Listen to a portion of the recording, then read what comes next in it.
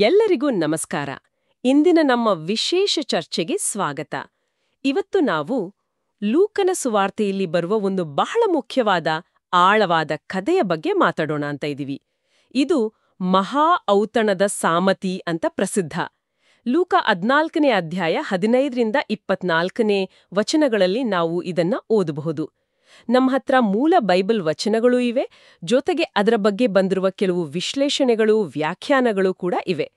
ಈ ಕಥೆಯನ್ನ ಸರಿಯಾಗಿ ಅರ್ಥ ಮಾಡ್ಕೊಳ್ಳೋದು, ಅದರ ಹಿನ್ನೆಲೆ ಏನು, ಮತ್ತೆ ಇವತ್ತಿನ ನಮ್ಮ ಜೀವನಕ್ಕೆ ಇದರಿಂದ ಏನು ಪಾಠ ಇದೆ ಅಂತ ತಿಳ್ಕೊಳ್ಳೋದೇ ನಮ್ಮ ಇವತ್ತಿನ ಉದ್ದೇಶ. ಈ ಕಥೆಯಲ್ಲಿ ಒಂದು ಥ್ರಿಲ್ ಇದೆ. ಯಾಕಂದ್ರೆ ಮೊದಲು ಕರೆದವರು ಬರಲ್ಲ ಅಂದಾಗ ಆ ಯಜಮಾನ ಏನ್ ಮಾಡ್ತಾನೆ, ಯಾರನ್ನ ಕರಿತಾನೆ ಅನ್ನೋದು ತುಂಬಾ ಇಂಟ್ರೆಸ್ಟಿಂಗ್. ಸರಿ, ಹಾಗಾದ್ರೆ ಶುರು ಮಾಡೋಣವಾ? ಮೊದಲು ಕಥೆ ಏನು ಅಂತ ಸ್ವಲ್ಪ ಬೇಗ ನೋಡ್ಬಿಡೋಣ. ಒಬ್ಬ ವ್ಯಕ್ತಿ ಒಂದು ದೊಡ್ಡ ಔತಣ ಅಂದ್ರೆ ಒಂದು ದೊಡ್ಡ ಪಾರ್ಟಿ ಅರೇಂಜ್ ಮಾಡಿ ತುಂಬಾ ಜನಕ್ಕೆ ಮೊದಲೇ ಇನ್ವಿಟೇಷನ್ ಕೊಟ್ಟಿರ್ತಾನೆ. ಆಮೇಲೆ ಊಟದ ಸಮಯ ಬಂದಾಗ ಎಲ್ಲ ರೆಡಿಯಾಗಿದೆ ಬನ್ನಿ ಅಂತ ಹೇಳಿ ಕಳ್ಸಕ್ಕೆ ತನ್ನ ಸೇವಕನನ್ನ ಕಳಿಸ್ತಾನೆ. ಇಲ್ಲಿವರೆಗೂ ಎಲ್ಲ ನಾರ್ಮಲ್ ಆಗಿ ಕಾಣಿಸುತ್ತೆ ಅಲ್ವಾ? ಹೌದು. ಆದ್ರೆ ಆಮೇಲೆ ಏನಾಗುತ್ತೆ ಅಂದ್ರೆ, ಕರೆದೋರೆಲ್ಲ ಒಬ್ಬೊಬ್ರಾಗಿ ಎಕ್ಸ್ಕ್ಯೂಸ್ ಹೇಳಕ್ ಶುರು ಮಾಡ್ತಾರೆ. ಒಬ್ಬ ಹೇಳ್ತಾನೆ, ಅಯ್ಯೋ ನಾನೊಂದು ಹೊಲ ತಗೊಂಡಿದ್ದೀನಿ, ಅದನ್ನ ಹೋಗಿ ನೋಡ್ಲೇಬೇಕು, ಸಾರಿ ಬರಕ್ಕಾಗಲ್ಲ. ಇನ್ನೊಬ್ಬ ಹೇಳ್ತಾನೆ, ನಾನು 5 ಜೊತೆ ಎತ್ತು ತಗೊಂಡಿದ್ದೀನಿ, ಅದನ್ನ ಟೆಸ್ಟ್ ಮಾಡ್ಬೇಕು, ಪ್ಲೀಸ್ ನನ್ನನ್ನ ಕ್ಷಮಿಸು. ಮತ್ತೊಬ್ಬ, ನನ್ಗೀಗ್ ತಾನೇ ಮದ್ವೆ ಆಗಿದೆ, ಹಾಗಾಗಿ ಬರಕ್ಕೆ ಆಗಲ್ಲ ಅಂತಾನೆ. ನೋಡೋಕೆ ಇವೆಲ್ಲ ಸಾಮಾನ್ಯ ಕಾರಣಗಳ ತರಾನೇ ಇವೆ ಅಲ್ವಾ? ಹೌದು ಹೌದು, ಖಂಡಿತವಾಗಿಯೂ. ಆ ಕಾಲದ ಸಮಾಜದಲ್ಲಿ ಇವುಗಳನ್ನು ಒಪ್ಪಬಹುದಾದ ಕಾರಣಗಳೆಂದೇ ನೋಡುತ್ತಿದ್ರು. ಹೊಲ, ಎತ್ತು, ಮದುವೆ ಅಂದ್ರೆ ಜೀವನದ ಮುಖ್ಯ ವಿಷಯಗಳೇ. ಆದ್ರೆ ಈ ಸಾಮತಿಯ ನಿಜವಾದ ಅರ್ಥ ಗೊತ್ತಾಗಬೇಕು ಅಂದ್ರೆ ಯೇಸು ಇದನ್ನ ಯಾವ ಕಾಂಟೆಕ್ಸ್ಟಲ್ಲಿ ಹೇಳಿದ್ರು ಅಂತ ನೋಡಬೇಕು. ಅಲ್ಲಿ ಒಬ್ಬ ವ್ಯಕ್ತಿ ದೇವರ ರಾಜ್ಯದ ಔತಣದಲ್ಲಿ ಭಾಗಿಯಾಗೋರು ಎಷ್ಟು ಧನ್ಯರು ಅಂತ ಹೇಳಿದಾಗ ಯೇಸು ಈ ಕತೆ ಹೇಳಕ್ ಶುರು ಮಾಡ್ತಾರೆ. ಅದಕ್ಕೂ ಸ್ವಲ್ಪ ಮುಂಚೆ ಯೇಸು ಯಾರನ್ನ ನಿಜವಾಗಿ ಔತಣಕ್ಕೆ ಕರಿಬೇಕು ಅಂದ್ರೆ ಬಡವರು, ಅಂಗವಿಕಲರು, ಕುಂಟರು, ಕುರುಡರನ್ನ ಕರೀರಿ ಅಂತ ಹೇಳಿದ್ರು ಲೂಕ 14:13. ಸೊ ಆ ಹಿನ್ನೆಲೆಯಲ್ಲಿ ಈ ಸಾಮತಿ ಬರುತ್ತೆ. ದೇವರ ರಾಜ್ಯ ಅನ್ನೋ ಮಹಾ ಔತಣಕ್ಕೆ ಯಾರು ಬರ್ತಾರೆ, ಯಾರು ಅದನ್ನ ಮಿಸ್ ಮಾಡ್ಕೋತಾರೆ ಅನ್ನೋದನ್ನ ಇದು ತೋರಿಸುತ್ತೆ. ಈ ಕಥೆಲಿರೋ ಪಾತ್ರಗಳನ್ನ, ಸಂಕೇತಗಳನ್ನು ಗುರುತಿಸೋದು ಮುಖ್ಯ. ಸಾಮಾನ್ಯವಾಗಿ ಆ ಔತಣ ಏರ್ಪಡಿಸಿದ ಯಜಮಾನ ಅಂದ್ರೆ ಅದು ದೇವರನ್ನ ಸೂಚಿಸುತ್ತೆ. ಆ ಔತಣ ಅಂದ್ರೆ ದೇವರ ರಾಜ್ಯ, ಆತನ ಜೊತೆಗಿನ ಸಂಬಂಧ, ಆತ ಕೊಡೋ ಮೋಕ್ಷದ ಸಂತೋಷ ಅಂತ ಅರ್ಥ ಮಾಡ್ಕೋಬೋದು. ಆಹ್ವಾನ ತಗೊಂಡೋಗೋ ಸೇವಕ ಅಥವಾ ಕೆಲವರು ಹೇಳೋ ಹಾಗೆ ಸೇವಕರು ದೇವರ ಸಂದೇಶ ವಾಹಕರನ್ನ ಸೂಚಿಸ್ತಾರೆ. ಇದು ಹಳೇ ಒಡಂಬಡಿಕೆಯ ಪ್ರವಾದಿಗಳಿಂದ ಹಿಡಿದು ಯೇಸು ಆಮೇಲೆ ಅವರ ಶಿಷ್ಯರು ಇವತ್ತಿನ ಸುವಾರ್ತೆ ಸಾರೋರ್ವರೆಗೂ ಇರಬಹುದು. ಹಾಗಾದ್ರೆ ಮೊದಲು ಕರೆದವರು ಬೇಡ ಅಂದಿದ್ದು, ಕಾರಣ ಕೊಟ್ಟಿದ್ದು, ಅದು ಏನನ್ನ ಸೂಚಿಸುತ್ತೆ? ಬರೀ ಬರಕ್ಕಾಗ್ಲಿಲ್ಲ ಅನ್ನೋದಕ್ಕಿಂತ ಹೆಚ್ಚು ಏನಾದ್ರೂ ಇದೆಯಾ? ಖಂಡಿತ ಇದೆ. ಇದು ಬರೀ ಟೈಮ್ ಇಲ್ಲ ಅನ್ನೋ ವಿಷಯ ಅಲ್ಲ. ಟ್ರೆಡಿಷನಲ್ ಆಗಿ ನೋಡಿದ್ರೆ ಮೊದಲು ಕರೆದವರು ಅಂದ್ರೆ ಹೆಚ್ಚಾಗಿ ಇಸ್ರಾಯೇಲ್ ಜನರು, ವಿಶೇಷವಾಗಿ ಆ ಕಾಲದ ಧಾರ್ಮಿಕ ಮುಖಂಡರು ಅಂತ ಅರ್ಥ ಮಾಡ್ಕೋತಾರೆ. ಅವ್ರು ಹೇಳಿದ ಕಾರಣಗಳನ್ನ ನೋಡಿ, ಹೊಲ ಇದು ನಮ್ಮ ಆಸ್ತಿ, ದುಡ್ಡು, ಈ ಪ್ರಪಂಚದ ಸೆಕ್ಯೂರಿಟಿ ಮೇಲೆ ನಮಗಿರೋ ಅತಿಯಾದ ಮೋಹ ಇರ್ಬೋದು. ಎತ್ತುಗಳು ಅಂದ್ರೆ ನಮ್ಮ ಕೆಲಸ, ಬಿಸ್ನೆಸ್, ನಮ್ಮ ಸಾಧನೆಗಳು. ಇದರಲ್ಲೇ ನಾವು ಎಷ್ಟು ಮುಳುಗಿರ್ತೀವಿ ಅಂದ್ರೆ ದೇವ್ರ ಕರೆ ಕೇಳಿಸೋದೇ ಇಲ್ಲ. ಮದುವೆ ಅಂದ್ರೆ ನಮ್ಮ ಕುಟುಂಬದ ಸಂಬಂಧಗಳು, ವೈಯಕ್ತಿಕ ಜವಾಬ್ದಾರಿಗಳು, ನಮ್ಮ ಸ್ವಂತ ಸುಖ ಸಂತೋಷಕ್ಕೆ ದೇವರ ಕರೆಗಿಂತ ಹೆಚ್ಚು ಪ್ರಾಮುಖ್ಯತೆ ಕೊಡೋದು. ಅಂದ್ರೆ ಇವು ಯಾವುದೂ ಕೆಟ್ಟದಲ್ಲ, ಆದ್ರೆ ದೇವರ ಆಹ್ವಾನಕ್ಕಿಂತ ಇವಕ್ಕೆ ನಾವು ಜಾಸ್ತಿ ಇಂಪಾರ್ಟೆನ್ಸ್ ಕೊಟ್ಟಾಗ ಅವು ಅಡ್ಡ ಬರುತ್ತೆ. ಓಹ್, ಹಾಗೆ? ಹೌದು. ಹಾಗಾಗಿ ಅವರ ಕಾರಣಗಳು ಬರೀ ಎಕ್ಸ್ಕ್ಯೂಸಸ್ ಅಲ್ಲ, ದೇವರ ಕರೆಯನ್ನ ತಿರಸ್ಕರಿಸೋ ಒಂದು ಕ್ರಿಯೆ ಅದು. ಅದಕ್ಕೆ ದೇವರ ದೃಷ್ಟಿಯಲ್ಲಿ ಅದು ಅಕ್ಸೆಪ್ಟಬಲ್ ಆಗಿರ್ಲಿಲ್ಲ. ಅಂದ್ರೆ ಆ ಕಾರಣಗಳೆಲ್ಲ ನೆಪ ಅಷ್ಟೇ. ನಿಜವಾದ ಕಾರಣ ಲೌಕಿಕ ವಿಷಯಗಳಿಗೆ ಮೊದಲ ಸ್ಥಾನ ಕೊಟ್ಟಿದ್ದು. ಇದು ನಿಜಕ್ಕೂ ನಾವು ಯೋಚಿಸಬೇಕಾದ ವಿಷಯ. ಕಥೆ ಮುಂದೆ ಹೋದಾಗ ಯಜಮಾನನ ರಿಯಾಕ್ಷನ್ ತುಂಬಾ ಸ್ಟ್ರಾಂಗ್ ಆಗಿದೆ. ವಚನ 21ರಲ್ಲಿ, ಆಗ ಮನೆಯ ಯಜಮಾನನು ರೋಷಗೊಂಡು ಅಂತ ಇದೆ. ರೋಷ, ಕೋಪ. ಬರೀ ಊಟಕ್ ಬರ್ಲಿಲ್ಲ ಅಂದ ತಕ್ಷಣ ಇಷ್ಟೊಂದು ಕೋಪನ? ದೇವರ ಸ್ವಭಾವದ ಬಗ್ಗೆ ಇದೇನ್ ಹೇಳುತ್ತೆ? ಹೌದು, ಇದು ಬಹಳ ಮುಖ್ಯವಾದ ಪಾಯಿಂಟ್. ಇಲ್ಲಿ ರೋಷ ಅಂದ್ರೆ ನಮ್ಮ ತರಹ ಮನುಷ್ಯರ ಕೋಪ, ಕ್ಷಣಿಕ ಆವೇಶ ಅಂತ ತಿಳಿಬಾರ್ದು. ಇದು ದೇವರ ನ್ಯಾಯವಾದ ಕೋಪ. ಆತನ ಪವಿತ್ರತೆಗೆ, ಆತನ ಕೃಪೆಗೆ ತೋರಿಸಿದ ಅಗೌರವಕ್ಕೆ ಒಂದು ರಿಯಾಕ್ಷನ್. ಯೋಚನೆ ಮಾಡಿ, ದೇವರು ತನ್ನ ರಾಜ್ಯದ ಸಂತೋಷಕ್ಕೆ, ತನ್ನ ಜೊತೆ ಶಾಶ್ವತವಾಗಿ ಇರೋಕ್ಕೆ ಫ್ರೀಯಾಗಿ, ಉದಾರವಾಗಿ ಕರೀತಾ ಇದ್ದಾನೆ. ಅಂತಹ ಒಂದು ಅಮೂಲ್ಯವಾದ ಕರೆಯನ್ನ ಸುಮ್ನೆ ಈ ಲೋಕದ ಕಾರಣಗಳಿಗಾಗಿ ಬೇಡ ಅನ್ನೋದಂದ್ರೆ ಆ ಕರೆಯ ಮಹತ್ವ ಗೊತ್ತಿಲ್ಲ ಅಂತಾಯ್ತು, ಕರೆದವನಿಗೆ ಅಗೌರವ ತೋರ್ಸದ ಹಾಗೆ ಆಯ್ತು. ಹೌದು, ನಿಜ. ಇದು ದೇವರ ಕೃಪೆಯನ್ನ ಲೈಟಾಗಿ ತಗೊಂಡ ಹಾಗೆ. ಅದಕ್ಕೆ ಆ ರೋಷ ಅನ್ನೋದು ಆತನ ಕರುಣೆ ಎಷ್ಟು ಸತ್ಯವೋ ಆತನ ನ್ಯಾಯ ಕೂಡ ಅಷ್ಟೇ ಸತ್ಯ ಅನ್ನೋದನ್ನು ತೋರಿಸುತ್ತೆ.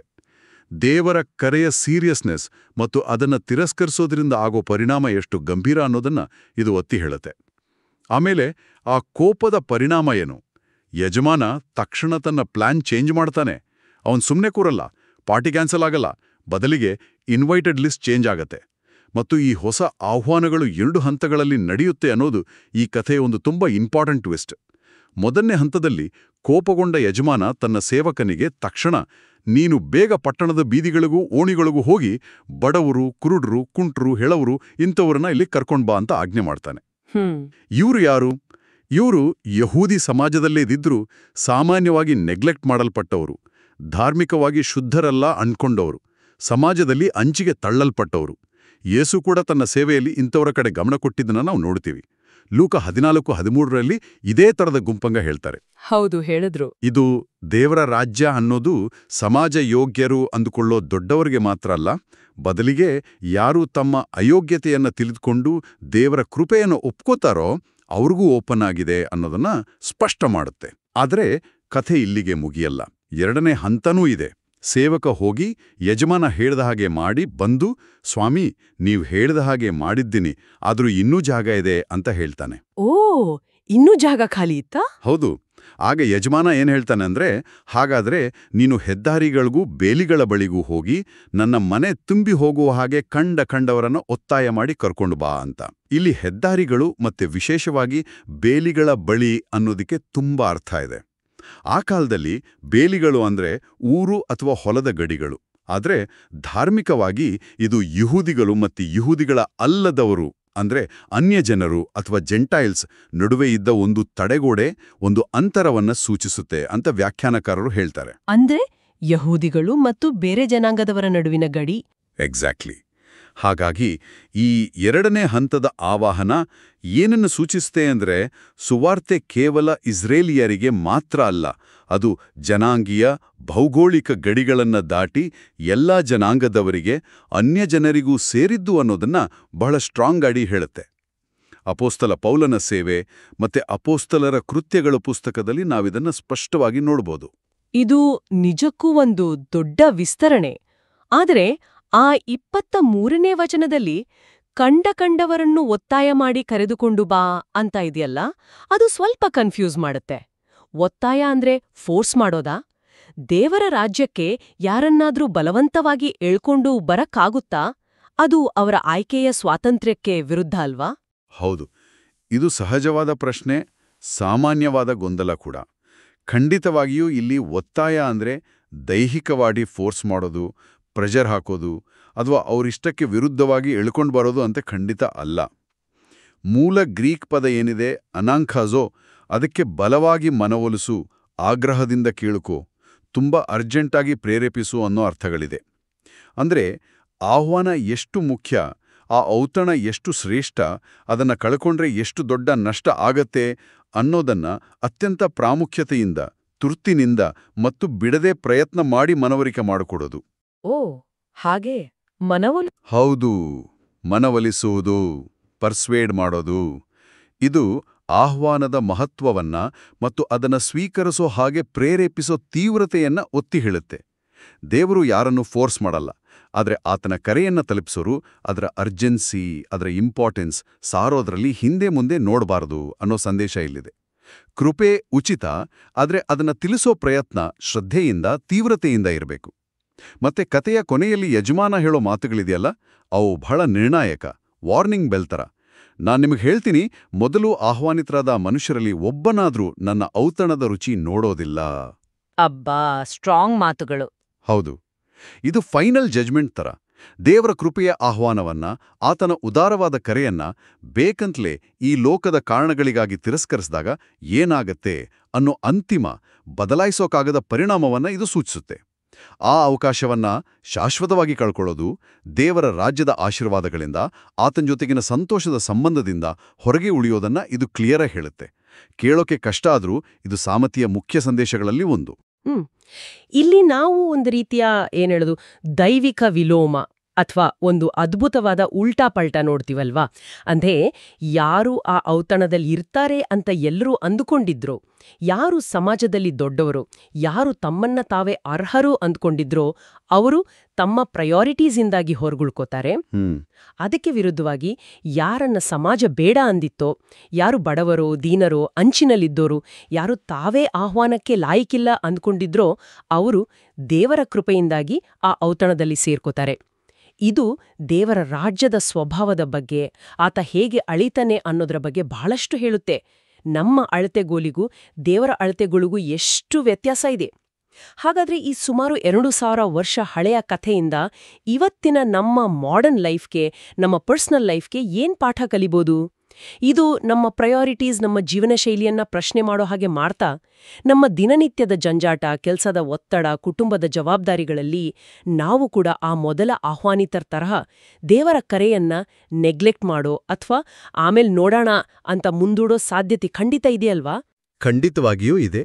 ಬಹುಶಃ ಇದುವೇ ಈ ಸಾಮತಿಯ ಅತ್ಯಂತ ರೆಲೆವೆಂಟ್ ಆದ ಮತ್ತೆ ಪರ್ಸನಲ್ ಆದ ಚಾಲೆಂಜ್. ಈ ಕತೆ ನಮಗೆಲ್ಲ ಒಂದು ಕನ್ನಡಿ ಹಿಡಿದ ಹಾಗೆ. ನಮ್ಮ ಸಮಯ, ನಮ್ಮ ಶಕ್ತಿ, ನಮ್ಮ ದುಡ್ಡು, ನಮ್ಮ ಸಂಬಂಧಗಳು, ನಮ್ಮ ಕೆರಿಯರ್ ಗೋಲ್ಸ್ ಇವುಗಳು ದೇವರ ರಾಜ್ಯಕ್ಕೆ, ಆತನ ಜೊತೆಗಿನ ನಮ್ಮ ಸಂಬಂಧಕ್ಕೆ, ಆತನ ಸೇವೆಗೆ ರೆಸ್ಪಾನ್ಸ್ ಮಾಡೋಕೆ ಅಡ್ಡಿಯಾಗ್ತಾ ಇದೆಯಾ? ನಾವು ನಮ್ಮ ಲೌಕಿಕ ವಿಷಯಗಳಿಗೆ, ಅದು ಆಸ್ತಿ ಇರಲಿ, ಕೆಲಸ ಇರಲಿ, ನಮ್ಮ ಸ್ವಂತ ಹಾಬಿಗಳಿರಲಿ ಅಥವಾ ಒಳ್ಳೆ ಉದ್ದೇಶದಿಂದಲೇ ಇರೋ ಕುಟುಂಬದ ಮೇಲಿನ ಪ್ರೀತಿಯೇ ಇರಲಿ, ದೇವರಿಗಿಂತ, ಆತನ ಕರೆಗಿಂತ ಹೆಚ್ಚು ಪ್ರಾಮುಖ್ಯತೆ, ಮೊದಲನೇ ಸ್ಥಾನ ಕೊಡ್ತಾ ಇದೀವಾ?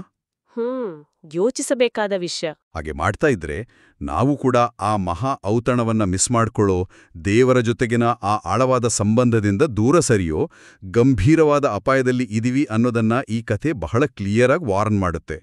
ನಮ್ಮ ಆದ್ಯತೆಗಳನ್ನ ಪ್ರಾಮಾಣಿಕವಾಗಿ ಪರಿಶೀಲಿಸ್ಕೊಳ್ಳೋಕೆ ಇದೊಂದು ಕರೆ.